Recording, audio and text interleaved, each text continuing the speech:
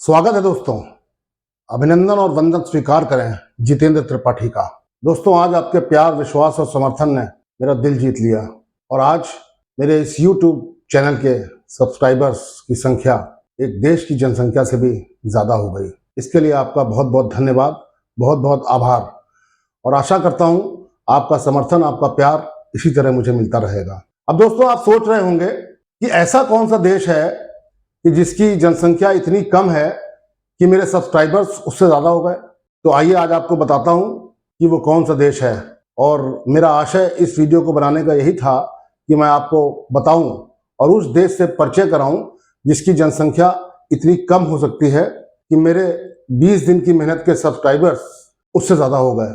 दोस्तों, ये देश है यूरोप कॉन्टिनेंट के अंदर, एक देश इटली के अंदर, और इटली की राजधानी आप जानते हैं रोम है। और ये जो देश है वेटिकन सिटी इसका नाम है और ये रोम के अंदर ही है। और वेटिकन सिटी इतना छोटा देश है कि इसकी जनसंख्या आज से 20 साल पहले भी लगभग 1000-1200 के बराबर हुआ करती थी और धीमे धीमे इसकी जनसंख्या कम होती जा रही है। और वेटिकन सिटी ये एक वॉल्ड सिटी है। वेटिकन सिटी एक ऐसा देश है जो चारों तरफ से एक दीवार से घिरा हुआ है और ये दीवार बनाई गई थी मिडीवल एज में, रेनेसां के टाइम पे। और वेटिकन सिटी, जैसा कि आप जानते हैं, ये फेमस है सेंट पीटर्स कैथीड्रल के लिए। सेंट पीटर्स कैथीड्रल दुनिया का सबसे बड़ा चर्च है। अपने ज़माने में तो था ही, लेकिन आज भी ये दुनिया का सबसे बड़ा चर्च या बेसिलिका जो भी कहें, ये क्रिश्चियंस की एक बहुत बड़ी पीठ है। और दुनिया भर के जो क्रिश्चियंस हैं, कैथोलिक क्रिश्चियंस, इनकी संख्या लगभग 130 करोड़ है, वो यहाँ आते जाते रहते हैं। इसी वेटिकन सिटी में जो ईसाइयों के धर्म गुरु हैं, जो कैथोलिक क्रिश्चियंस के जो रिलीजियस हेड हैं, जिसको हम पोप कहते हैं, वो यहाँ निवास करते हैं। उनका पैलेस यहीं पे है और ऐसा कहा जाता है ये दुनिया का तीसरे नंबर का सबसे बड़ा पैलेस है। और आज के जो पोप हैं वो है पोप फ्रांसिस, जिनका की असली नाम है जॉर्ज मारियो बरगोग्लियो। दोस्तों, यहाँ की आज की पॉपुलेशन जो कि मैं पीछे स्क्रीन पे दिखा रहा हूँ, ये 519 की है। और जब मैं पॉपुलेशन पे रिसर्च करने बैठा तो मैंने कई साइट्स को देखा, कई इंफॉर्मेशन को मैंने जुटाया और ये पाया कि सब में बड़ी भ्रांतियां हैं, कहीं कुछ है कहीं कुछ है। तो मैं आपको बता दूं कि इंटरनेट पे एक साइट है वर्ल्डोमीटर। वर्ल्डोमीटर पर हर देश की लाइव पॉपुलेशन वो दिखाता रहता है। तो मैंने सोचा कि यही एक क्रेडिबल इंफॉर्मेशन है जो कि मैं आपको दे सकता हूं।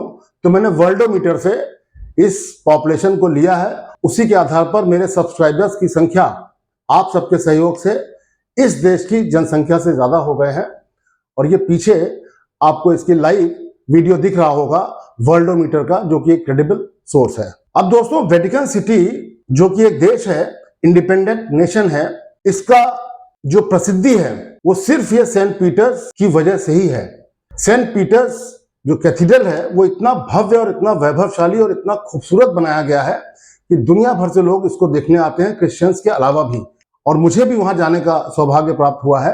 इस सेंट पीटर्स कैथीड्रल की जो निर्माण प्रक्रिया शुरू हुई थी वो 4th सेंचुरी में शुरू हुई थी और वो हुई थी सेंट पीटर्स जो हैं उनके टॉम के ऊपर, इसीलिए इसको सेंट पीटर्स के नाम से जाना जाता है। अब दोस्तों, सेंट पीटर्स कौन थे? सेंट पीटर्स एक एपोस्टल थे। एपोस्टल क्या होता है? जैसे अपने आप देवदूत कहा जाता है या मैसेंजर ऑफ गॉड कहा जाता है, तो जीसस क्राइस्ट जो कि क्रिश्चियनिटी में भगवान का दर्जा उनको प्राप्त है, उन्होंने 12 एपोस्टल्स को अपॉइंट किया था जो कि क्रिश्चियन धर्म का प्रचार और प्रसार करें। तो सेंट पीटर्स उनमें से पहले एपोस्टल थे और इन्हीं की टॉम पर ये सेंट पीटर्स कैथीड्रल या बेसिलिका वो बनाया गया है। और इसका निर्माण कार्य कई वर्षों तक चलता रहा और 16वीं शताब्दी में इसका पुनर्निर्माण कार्य भी प्रारंभ हुआ। इस कैथीड्रल का जो विशालकाय और बेहद खूबसूरत डोम है वो विश्व के महान आर्टिस्ट और स्कल्प्टर माइकल एंजेलो द्वारा बनाया गया है। दोस्तों, माइकल एंजेलो ने यहाँ पे इतना खूबसूरत और इतना क्रिएटिव काम किया है कि आप उसको देखकर भौंचक्के रह जाएंगे। और इनके काम की वजह से ही इन्होंने जो खूबसूरती वहाँ पे दी है, जो स्कल्प्टर्स वहाँ बनाए हैं, जो फ्रेस्को पेंटिंग वहाँ पे करी है, उसी की वजह से दुनिया भर के टूरिस्ट इसको देखने आते हैं और इसकी खूबसूरती का आनंद लेते हैं। अब दोस्तों, अभी एक मैंने वर्ड यूज किया, फ्रेस्को पेंटिंग। माइकल एंजेलो इसके लिए बहुत प्रसिद्ध थे और उन्होंने दुनिया के कई चर्चेज में फ्रेस्को पेंटिंग्स बनाई हैं। लेकिन यहाँ जो फ्रेस्को पेंटिंग्स बनाई हैं वो विश्व में बहुत प्रसिद्ध और बहुत ही खूबसूरत और बहुत ही क्रिएटिव नायाब काम किया है उन्होंने। फ्रेस्को शब्द का मतलब होता है कि जब हम पुराने जमाने में जो बिल्डिंगें बनाते थे तो उस पे दोस्तों लाइन प्लास्टर होता था। तो उसी लाइन प्लास्टर जब वो फ्रेश रहता था, ये फ्रेस्को वर्ड इसी फ्रेश से आया है। तो जब वो प्लास्टर फ्रेश रहता था, जब वो गीला रहता था, तो उसमें पानी और पिगमेंट, कलर पिगमेंट को मिलाकर उस प्लास्टर में जो भी कृति बनानी है, जो भी आर्ट बनानी है, वो बना दी जाती थी। और जो प्लास्टर सेट होता था तो इसी पिगमेंट और इसी पानी का जो घोल है और जो मेल है वो उसी के साथ, प्लास्टर के साथ सेट हो जाता था और वो हमेशा के लिए उतना ही चमकदार, उतना ही नया दिखाई पड़ता था। मैंने आपको बताया कि वेटिकन सिटी एक बहुत छोटा सा देश है, एक इंडिपेंडेंट नेशन है जो यूएनओ में भी रजिस्टर्ड है। वेटिकन सिटी का अपना एक बैंकिंग सिस्टम है, उसकी एक अपनी एस्ट्रोनॉमिकल लेबोरेटरी है जो कि वर्ल्ड फेमस है, उसका अपना एक पब्लिशिंग हाउस है जहां पे वो क्रिश्चियन धर्म के प्रचार प्रसार के लिए बुक्स, क्रॉनिकल्स, मेमेंटोज और आर्टिफैक्ट्स बनाता है, पब्लिश करता है, जो कि यात्रियों के द्वारा खरीदा जाता है। उससे वेटिकन सिटी देश की इनकम होती है। वेटिकन सिटी का अपना रेडियो स्टेशन है, वेटिकन सिटी का अपना टेलीविजन नेटवर्क है और उसकी सुरक्षा की जिम्मेदारी वो स्विस गार्ड्स के पास है। यहाँ आपको जानकर ये आश्चर्य होगा कि वेटिकन सिटी एक ऐसा देश है जहां पे सिर्फ पैदा मात्र हो जाने से कोई उसका सिटीजन नहीं बन जाता। उसका सिटीजन बनने के लिए पोप की परमिशन लेनी होती है, जो वहां के रिलीजियस हेड होते हैं और वहां के मोनार्क भी होते हैं। वेटिकन सिटी में जो पोप है वो एक पद है और जो वहां का मोनार्क यानी किंग की जो पोस्ट है वो भी एक ही है। लेकिन संयोग ये है कि जो पोप हैं उन्हीं को मोनार्क का पद दिया जाता है।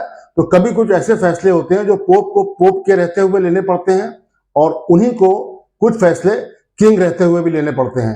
दोस्तों, अगर किसी को वेटिकन सिटी जाना है तो ये तय बात है कि आपको सेंट पीटर्स बेसिलिका के दर्शन करने पड़ेंगे और उसी के साथ जुड़ा हुआ है सिस्टीन चैपल। सिस्टीन चैपल में माइकल एंजेलो ने बेहद खूबसूरत काम किया है और उनकी जो फ्रेस्को पेंटिंग्स हैं और जो स्कल्पचर्स हैं वहां की शोभा बढ़ाते हैं। जब आप इसके प्रांगण में एंटर करते हैं तो सबसे पहले आपको एक सेंट पीटर्स स्क्वायर दिखाई पड़ेगा और स्क्वायर में जाके ही आपको वहां का विहंगम दृश्य, खूबसूरत दृश्य दिखाई पड़ता है।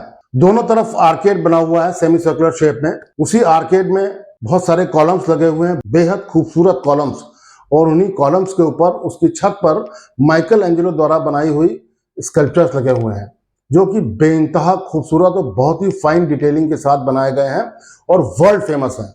अब दोस्तों, वेटिकन सिटी एक ऐसा देश है जहां कोई इंडस्ट्री या ऐसा कोई कारोबार तो होता नहीं है। तो आप सोच रहे होंगे कि इनकी जो यहाँ रहते हैं इनकी इनकम कैसे होती होगी। इनकी इनकम के जो जरिए हैं वो मैं आपको बता दे रहा हूँ कि दुनिया भर में जो क्रिश्चियंस, कैथोलिक क्रिश्चियंस फैले हुए हैं, एक तो वो अपनी पोप की सीट को या पोप के ऑफिस को डोनेशन देते हैं, वहां से इनका खर्चा चलता है। इसके अलावा लगभग साल भर में 5 लाख टूरिस्ट ये सेंट पीटर्स बेसिलिका या चर्च को विजिट करता है। टूरिस्ट से आने वाली इनकम भी इन्हीं को मिलती है, उससे इस देश का खर्चा चलता है। इसके अलावा जो इनके पब्लिकेशंस हैं, जो बुक्स और मैगजीन्स ये पब्लिश करते हैं और जो मोमेंटोज ये बनाते हैं, उनकी बिक्री से भी इनकी आय होती है। और इस छोटे से देश में जहां आज की डेट में 519 लोग हैं, इसकी जो पर कैपिटा इनकम है वो है लगभग $21,200। वैसे तो वेटिकन सिटी की पर कैपिटा इनकम कहीं डिस्क्लोज नहीं है और ना ही डिस्क्लोज की जाती है, लेकिन कुछ सोर्सेज से ये इनकम बाहर आई है। तो इससे पता लगता है कि वहाँ की जनता का जो हैप्पीनेस इंडेक्स है या जो इनकम है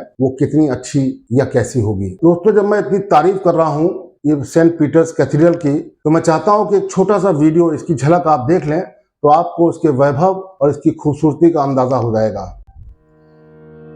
जिसकी भव्यता आपको भौचक्का कर दे, जिसकी विशालता आपको विस्मित कर दे, जिसकी जीवंत कलात्मकता आपका मन मोह ले, जिसकी विलक्षणता आपको सोचने पर मजबूर कर दे, हवाओं और फिजाओं में भरा भक्ति भाव आपका भी शीश झुका दे, जिसका गगनचुंबी गुंबद आपका शीश उठा दे, और जिस छोटे से देश की ये बड़ी बड़ी विशेषताएं लगभग रोक दें आपकी धड़कन। दोस्तों, यही तो है वेटिकन, यही तो है वेटिकन। तो देखा दोस्तों आपने कि उस 16वीं शताब्दी में किसी आर्टिस्ट की परिकल्पना, वही उस समय आर्किटेक्ट भी थे, वही उस समय आर्टिस्ट भी थे, वही उस समय स्कल्प्टर भी थे। मैं माइकल एंजेलो की बात कर रहा हूं। दोस्तों, आपने देखा कितना खूबसूरत भवन की परिकल्पना और निर्माण माइकल एंजेलो द्वारा किया गया है। दोस्तों, मेरा मकसद था कि इस छोटे से देश के बारे में, इसकी जनसंख्या से मैंने बात शुरू की थी, उसको मैंने रिलेट किया था अपने सब्सक्राइबर्स की संख्या से। तो मैंने सोचा कि इस देश के बारे में संपूर्ण जानकारी आपको दे दें। उम्मीद है कि जानकारी आपको रोचक लगी होगी। आपको ये वीडियो अच्छा लगा हो तो कृपया इसको सब्सक्राइब करें, शेयर करें, लाइक करें। और मैं आपसे वादा करता हूँ ऐसे ही खूबसूरत वीडियोस, रोमांचक वीडियोस आपके सामने प्रस्तुत करता रहूँगा। नमस्कार।